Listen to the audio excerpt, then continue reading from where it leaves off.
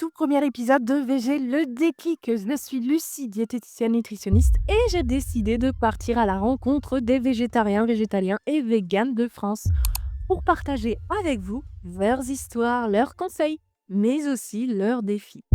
Allez, aujourd'hui, on démarre fort avec une invitée inspirante, Charline, une chef traiteuse 100% végétale, basée à Laval, en Mayenne. Végétarienne puis végane depuis 2015, elle a transformé son mode de vie. Son parcours, ses défis et ses petites victoires, elle nous raconte tout dans cet épisode. Alors installe-toi confortablement, ouvre grand tes oreilles et laisse-toi inspirer par le déclic de Charline.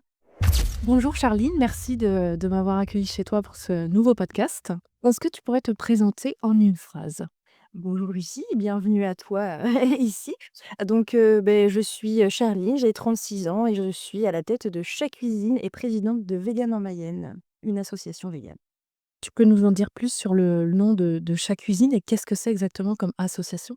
Alors, donc Chat Cuisine, c'est mon entreprise et en fait, à la base, c'est même pas vraiment moi qui ai trouvé le nom. En fait, moi, à la base, je cuisinais juste, pour des gens et c'était pas du tout professionnel et on m'a d'abord dit: Il faut que tu écrives tes recettes» et il fallait que je fasse un blog et du coup, je savais vraiment pas comment m'appeler et c'est donc, mon conjoint, Alex qui aime bien les jeux de mots et le côté Chat Cuisine, ça fait un peu comme sa cuisine et comme je m'appelle Charline et que j'adore les chats, ça faisait un peu un triple clin d'œil donc c'est parti du blog qui est devenu ensuite, service traiteur, restaurant, avec le même nom comme ça, voilà. Donc c'est 100% végétal. C'est ça, d'accord. Donc toi, tu es végane depuis combien de temps et quel a été ton déclic? Alors moi, je suis végane depuis 2015. Avant, j'étais végétarienne depuis 2011 et mon déclic, c'est des amis qui sont, devenus véganes, dans les années 2008-2010 et comme je cuisinais pour tous mes amis, eux, quand ils m'ont expliqué leur parti pris et cetera, j'ai trouvé ça, hyper intéressant et pour moi, c'était hors de question qu'ils doivent apporter à manger chez moi ou qu'ils puissent rien manger donc je me suis dit que j'allais cuisiner du vegan pour tout le monde et j'ai trouvé ça intéressant. Pour moi, c'était un challenge de cuisiner autrement.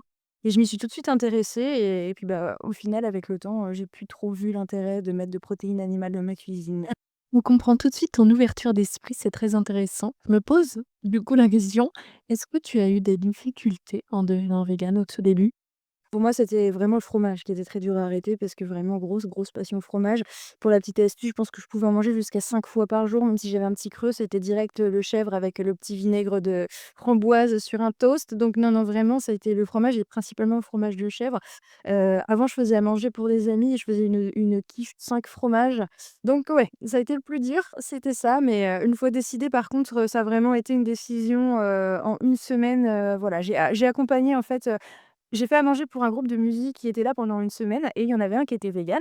Donc je faisais végétarien pour tout le monde et comme lui, il faisait végan, j'ai dit: «Moi, sur cette semaine, je vais manger végan comme toi» et un autre ami, du coup, a fait pareil et à la fin de cette semaine-là, les 2 qui étions végétariens sommes restés véganes, en fait. Ça a été donc sur une semaine, on a switché alors que c'était pas enfin, c'était juste un Super. défi et puis Ah super. voilà.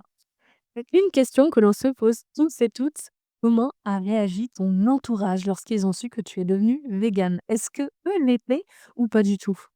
Alors mon entourage est super chouette. Alors déjà de base, quand moi mes en fait mes parents ont toujours été assez proches de mon groupe d'amis parce qu'on vivait à la campagne, donc c'était plutôt tous les copains qui venaient à la campagne et quand, mes amis sont passés véganes, mes parents étaient admiratifs. Surtout ma maman qui aime beaucoup les animaux, mais qui continue à manger, viande et poissons. Elle était très admirative. Elle disait que c'était chouette de prendre une décision et d'aller au bout comme ça et en soi elle était déjà, enfin en fait quand j'étais petite, elle était abonnée à One Voice, PETA, des choses comme ça et elle passait des flyers, même, dans un petit village au fin fond de la Mayenne, oui, oui, contre, la fourrure et le foie gras. Donc il y avait quand même ce côté déjà pas de torture animale. Elle savait pas faire autrement forcément à ce moment-là, donc elle mangeait encore viande et poisson. Il y avait cette sensibilité sur la surtorture, sursouffrance animale. Donc il y avait quand même cette idée qui était là.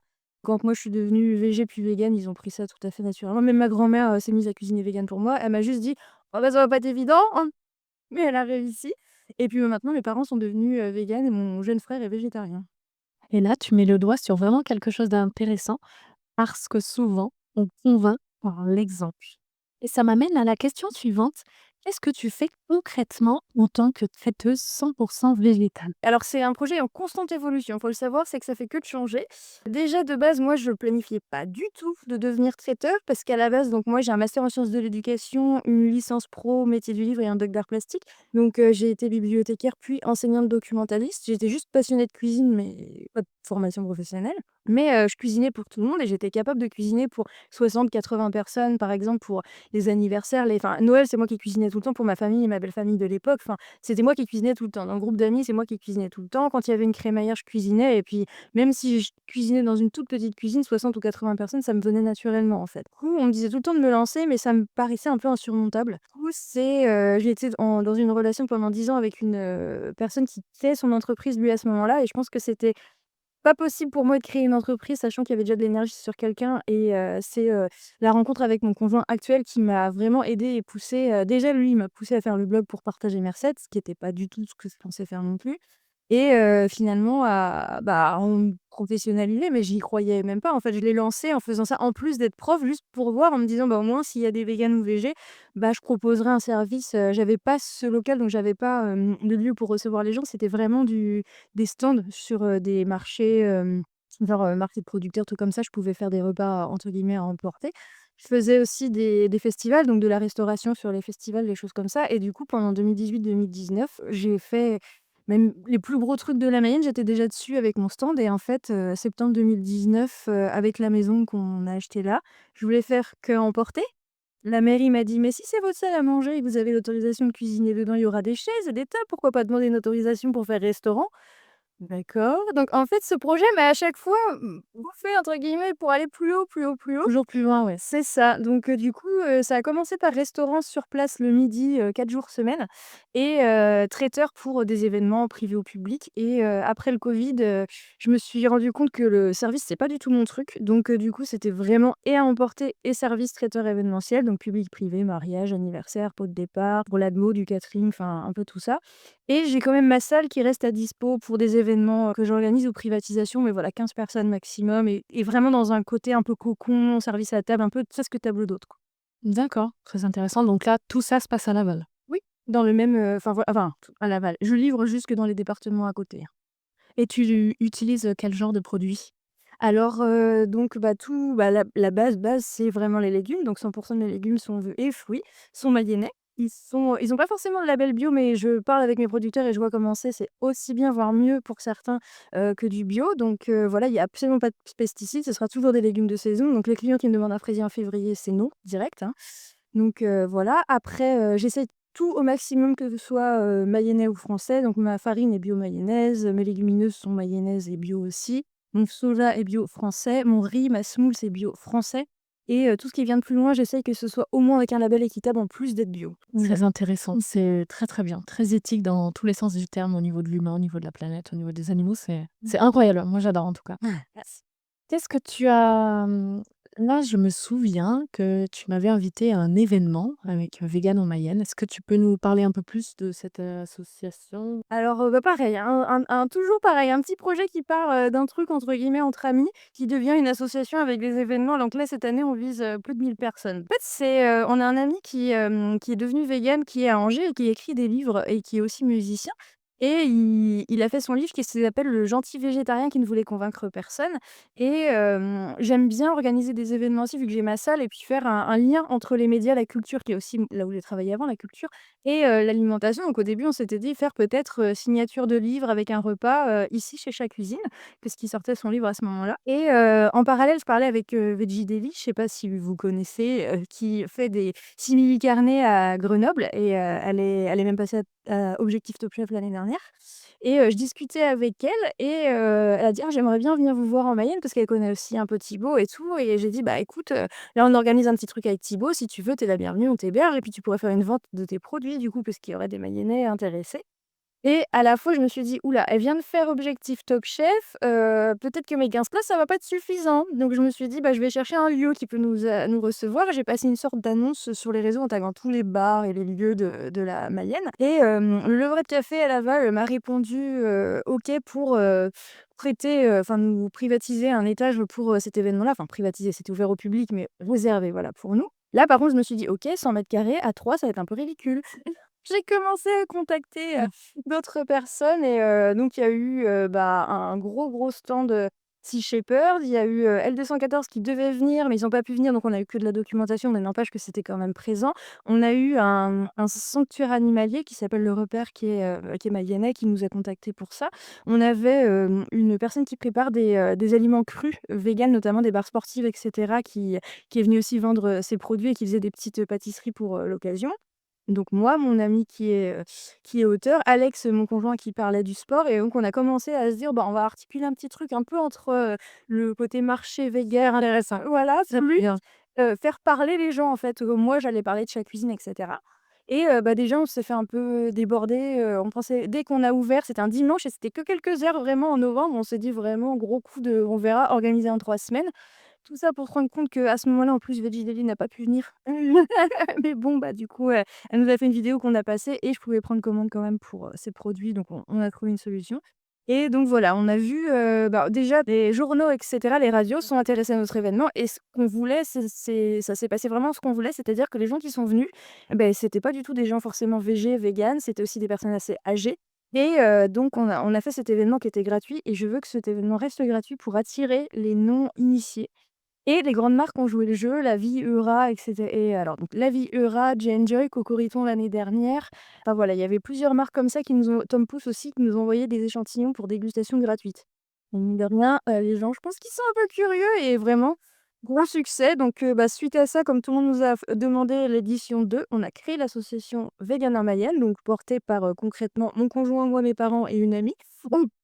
Mais bon, c'est vraiment Alex et moi qui sommes à l'organisation, enfin vraiment, Et c'était un vrai succès, hein. ah oui, bah, du coup, le deuxième événement, dans un bâtiment beaucoup plus grand qu'on a bien rempli et on a eu fou ouais, on a eu beaucoup, beaucoup plus de gens, vraiment moi, plus de 4 fois plus que ce que je pensais, qui était déjà, je pensais, optimiste. Donc c'était beau, quasiment tout le monde a re-signé pour cette année, qui sera sur 2 jours cette fois. Donc Sur 2 jours. voilà et puis on essaye, aussi parce qu'on a vu du coup que c'était une demande localement finalement d'avoir des événements conviviaux autour, bah, du véganisme et même pour la curiosité, pour l'échange et bah, du coup, on organise des événements et ces événements vont nous permettre aussi de récolter des dons, notamment via, comment? Bah, soit l'adhésion à l'asso, soit la buvette ou des choses comme ça et ça permettra de faire venir des gens de plus loin et puis de voilà, de faire venir encore plus, de personnalités véganes. Ah bah, Ouais, c'est vraiment génial. En plus, il y avait des conférences, il y avait une médecin qui était venue aussi. oui. La diététicienne, il y avait moi aussi, j'avais fait une conférence, c'était vraiment bien et en fait, c'est vraiment très agréable, ce partage d'échanges. Par exemple, je me rappelle du le sanctuaire, en Mmh. fait, ils ont besoin de dons aussi. Alexandre qui est cycliste et qui est sportif. En fait, on parle de tout ça, on te découvre. Moi, c'est la première fois où j'ai goûté tes repas là-bas, c'était exceptionnel. Et comme tu me disais tout à l'heure, parfois on ne remarque même pas que c'est à 100 végétal. C'est ça. Donc c'est vraiment incroyable. Mmh. D'ailleurs, quand tu es devenue végane, qu'est-ce que tu as apprécié découvrir ou expérimenter? Je me suis pas vraiment rendu compte parce que vu que je cuisinais pour mes amis véganes, j'avais déjà expérimenté le côté vegan donc vraiment, ça a été long, le fait d'avoir des bons fromages véganes, je trouve, parce que les premiers étaient catastrophiques et je me rappelle, je les faisais, venir, je crois que c'est d'Allemagne ou quoi. Mon Dieu et enfin, autant pas en prendre quoi, c'était vraiment pas bon donc ça a été, je pense, bah, ce qui a fait que j'ai mis plus de temps à devenir végane et surtout, bah, au début, bah, moi je faisais un fromage, frais à partir de yaourt de soja et d'huile ou margarine selon, avec que ça qui me plaisait donc c'était vraiment la force du mental pour tenir et maintenant quand je vois ce qu'il y a, je me dis que c'est vraiment facile maintenant. Oui, maintenant c'est C'est très facile, hein.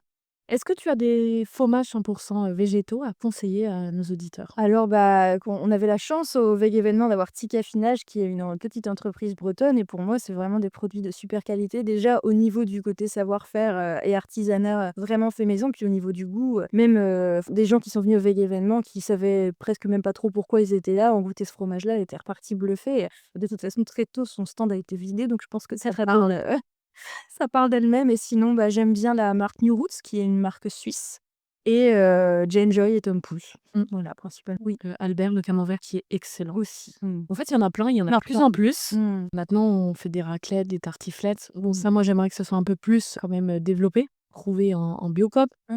Il y en a un petit peu plus, dans les hypermarchés aussi. Richemont qui a sorti la raclette végane et Ouais. assez incroyable, hein. Ouais, ouais, ouais, franchement, oui. Et puis sur internet aussi également, Mmh. on peut en commander, donc ça, c'est bien. En fait, on a de plus en plus le choix. Ouais. Est-ce que quand tu es devenue végane, tu avais des craintes ou des peurs sur, ta santé, par exemple, ou autre chose? Ah non, pas du tout.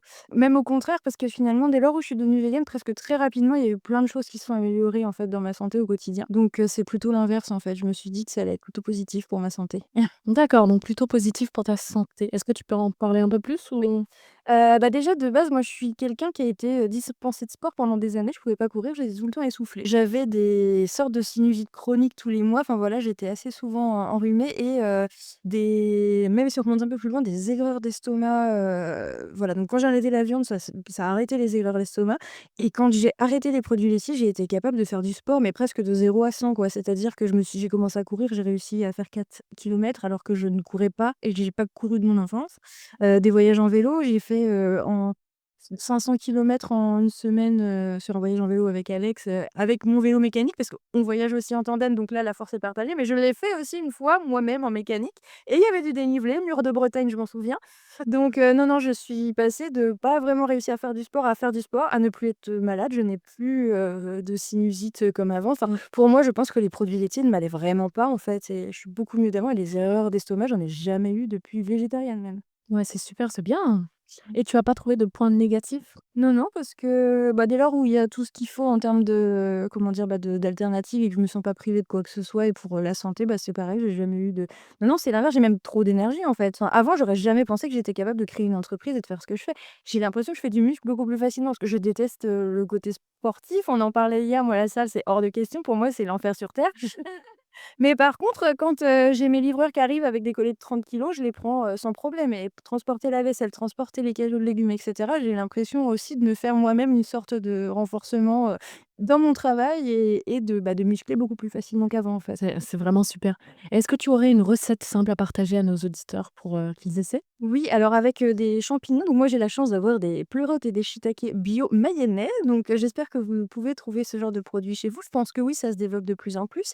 Donc avec ce type de champignons, donc selon la saison, j'utilise les 2 de la même façon, mais les pleurotes, ça va être vraiment ressemblant à de la viande parce que moi j'aime bien bluffer les gens et surtout même, les tromper. Donc vous efficochez vos petites, pleurotes ou vous les découpez de façon vraiment à faire comme des petits filets de viande et vous allumez le four à 190 degrés et dans un plat à four, vous mettez vos pleurotes avec un peu de sauce tamari, d'huile d'olive, du sel fumé au baudette, c'est pas obligé, mais ou un paprika fumé. Enfin, moi, je suis quelqu'un qui aimait bien vraiment tout ce qui était un peu charcuterie fumée, donc j'aime bien trouver le goût fumé. Des petits épices, donc moi je prends des épices à tagine, c'est un petit peu sucré salé et voilà pendant, 1/2 heure, 20 minutes selon votre four, vous dès lors où ça commence à devenir un petit peu, bah, comme les émincés de kebab quoi, un petit peu, doré, vous allez pouvoir remplacer, bah, la viande de kebab avec, ces champignons et ça marche vraiment très, très bien et dans mes wraps, je rajoute, des petits achars de légumes donc pareil, les légumes selon la saison. Hier c'était, poireaux, carottes jaunes, carottes, oranges et oignons. Mais en été, je rajoute de la courgette et voilà, vous faites un petit curry de légumes que vous mettez avec, dans un wrap. Ça repart un peu au four et au niveau du feu. Et je peux vous dire que c'était excellent. Hier, on a fait une soirée jeu de société et Charline avait fait toute la nourriture et c'était excellent, c'était super bon et je comprends que les personnes qui goûtent, même les anti-véganes ou autres, en fait, on est bluffé, on est trompé et ça, c'est je trouve que c'est important pour faire passer le message. En fait, l'alimentation végétale, elle est super bonne. On pense souvent que c'est une privation et en fait, on découvre tellement de choses. Donc c'est vraiment très intéressant et je pense que tu as vraiment une mission et comme je te le dis souvent, je sais pas si tu t'en rends compte, mais c'est vraiment important ce que tu fais. Tu fais beaucoup de choses, c'est très bon, tu bluffes les gens, tu as beaucoup d'énergie. J'ai jamais vu ça, tu as des projets, mais à chaque fois tu as des enfin, c'est incroyable tout ce que tu fais. Merci. Franchement bravo, bravo à toi. Est-ce que, je voulais savoir aussi quelle était ton opinion par rapport aux véganes dans l'ensemble? Bah, pour moi, c'est pas forcément un ensemble de gens et justement, c'est ce que je dis quand il y a des débats, parce que des fois, je vais m'amuser sur Facebook à débattre avec les boomers et justement, moi, j'essaye d'avoir cette image de, je viens toujours avec politesse, bienveillance, explication sourcée de A à Z et même si les gens s'énervent en face ou même m'insultent, je reste sur cette ligne de conduite et en fait, je pense que, si on était tous comme ça donnerait vraiment plus de poids parce que je trouve que ceux qui sont un peu les je dirais pas véganes extrémistes parce qu'en soi, je suis d'accord avec eux aussi sur le fond, mais ça sert à rien de rentrer dans l'air des vents et je pense que plus on gardera ce côté droit, plus on donnera nous de la légitimité à ce qu'on fait qui n'est pas finalement qui n'est pas violent. J'ai du mal avec le côté, casser des boucheries et cetera. C'est vrai que parce que souvent en France, c'est ce qu'on végan égale, terroriste et c'est vrai que ça, moi j'ai jamais compris et je le ferai pas puisque enfin les gens font ce qu'ils peuvent, se réveillent ou pas sur les choses plutôt que de détruire quelque chose, construire autre chose. Donc moi, je suis plus dans la construction, l'échange. J'ai toujours gardé ce côté, droit, dans la bienveillance et la politesse et ça montrera juste que nous, au moins, bah, voilà, on est renseignés et on sait où on va et on reste correct. Ta philosophie de vie est très intéressante à écouter, je l'apprécie beaucoup. As-tu également un message à faire passer aux personnes qui sont anti-véganes? Alors justement, dans mes études, d'éducation, il y a une citation que j'ai resservie à peu près à toutes mes copies. C'est un pédagogue qui s'appelle, Piaget et donc lui, il dit: «L'intelligence, c'est s'adapter». Je trouve que s'ils pouvaient, ces gens-là, juste s'ouvrir, s'adapter, quand il y a une offre végane ou, un repas végane et goûter, ça permettrait une intelligence. Après, ils adhèrent ou ils adhèrent pas, mais juste faire le 1er pas, en fait, de juste tester et puis, bah, si vous avez pas envie, tant pis, mais ne venez pas nous embêter, nous, on a le droit d'être là. Exactement.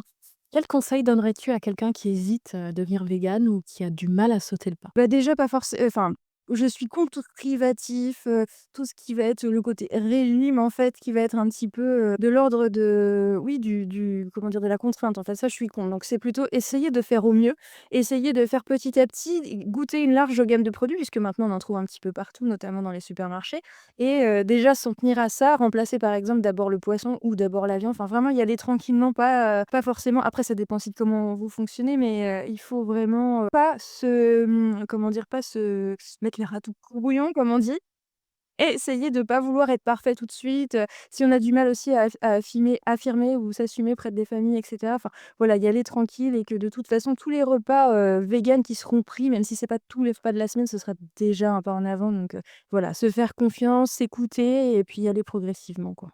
C'est un très bon conseil. Donc tu es traiteuse végétale, est-ce que tu peux nous dire quels sont selon toi les inconvénients et les avantages de ce métier?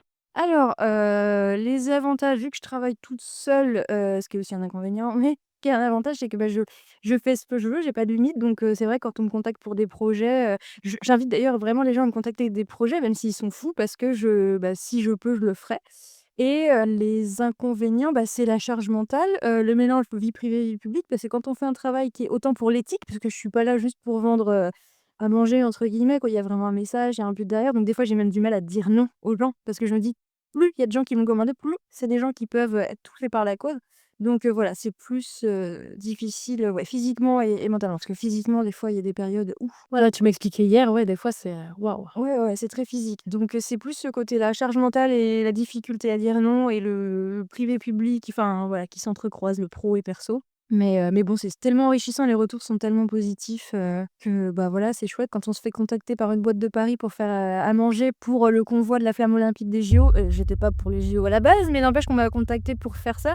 J'ai hésité un peu d'un point de vue éthique parce que les JO, c'était pas ouf niveau éthique, mais c'était une occasion de fou pour faire découvrir à des gens de la France entière un repas 100 vegan quand ils vont passer en Mayenne, qui est quand même le lieu où il y a le QG de Lactalis. Donc bah, je l'ai fait et c'était incroyable d'avoir l'occasion de faire ça et puis, bah, de la fierté, on va pas se mentir. C'est sûr, c'est une fierté, c'est très, très, très bien. Est-ce que tu as eu d'autres projets comme ça que tu as fait ou pas? Bah oui, j'ai eu pas mal de retours. Alors justement, je reviens sur Lactalis. 2 fois, ils m'ont contacté pour faire des buffets. Bon, je pense pas que les grands dirigeants le savaient, que c'était vegan ce qu'ils ont mangé, mais j'ai cuisiné pour Lactalis et un autre petit truc marrant, puisqu'on va rester plutôt sur les trucs marrants, j'ai eu, repas de Noël, à faire pour une entreprise qui était en fait un cabinet de conseil aux éleveurs laitiers et je pense que la personne ce qui est marrant, c'est qu'en fait, à chaque fois dans ces entreprises-là, il y a une personne qui est en charge de l'organisation. C'est cette personne avec qui je suis en contact qui se rend pas forcément compte, elle, ce qu'elle voit, enfin ces personnes c'est souvent des femmes, c'est pour ça que je dis elle. Bon après on en pense qu'on veut, elle voit le côté, éco-responsable, je prête mes plats, le côté, légumes de saison et cetera, donc elle voit plutôt ce côté-là, puis je m'adapte à plein de situations, c'est ça qu'il faut dire, je suis un peu traiteur tout terrain et du coup, il y avait donc à manger salé, sucré, il y avait du vin chaud et il y avait du chocolat chaud vegan, donc j'ai fait boire à des éleveurs laitiers du chocolat chaud vegan et un repas entier vegan. J'ai stressé un peu au moment de la livraison. Je me suis demandé si c'était vraiment, enfin si c'était un vrai projet ou si j'allais me faire taper et non, non, ça s'est vraiment passé donc Incroyable, voilà. génial, vraiment génial, c'est incroyable. Est-ce que tu as un conseil à donner à quelqu'un qui aimerait se lancer justement, traiteuse 100 végétale? Est-ce que tu aurais un conseil à lui donner?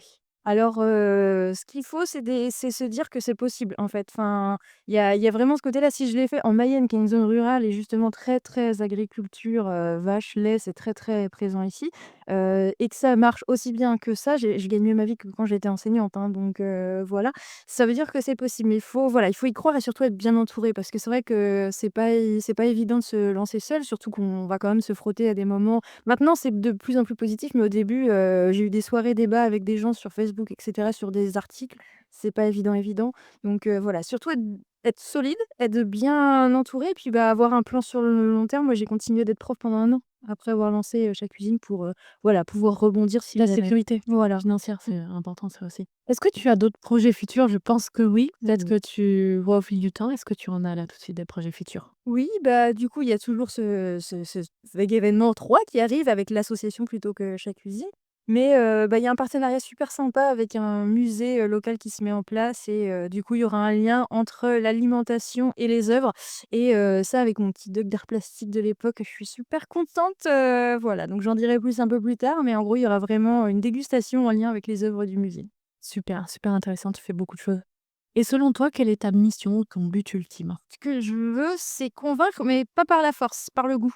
Donc, l'idée, c'est vraiment de toucher un maximum de gens. Plus de 90 de mes clients ne sont même pas végétariens, véganes et c'est ce que je dis souvent, si j'avais compté sur les végés, véganes du coin, alors qu'il y en a pour, survivre, je n'aurais pas survécu puisqu'il y en a pas beaucoup qui sont venus commander finalement. Donc, voilà, c'est aussi ce qui me rend assez fière, c'est que ce sont voilà, c'est des gens qui n'ont même pas végé, véganes et certains sont devenus végé, véganes suite à avoir, discuté avec moi et consommé, Ouais, ça m'étonne pas. C'est tellement bon, tu es tellement pétillante, enfin, on voit très bien que tu es en bonne santé et que tu pétilles, donc ça m'étonne pas. merci. Et une petite question que j'apprécie poser. As-tu un mantra ou une phrase qui t'aide à avancer lors des moments difficiles? Si tu en as, bien sûr. Alors j'en ai plusieurs. Parfait, on s'écoute. Alors, une grande inspiration à moi, Walt Disney, qui dit: «Si tu es capable de le rêver, tu peux le créer». Donc ça, je trouve ça sympa et quand je vois où j'en suis arrivée aujourd'hui, c'est clairement ce qui s'est passé.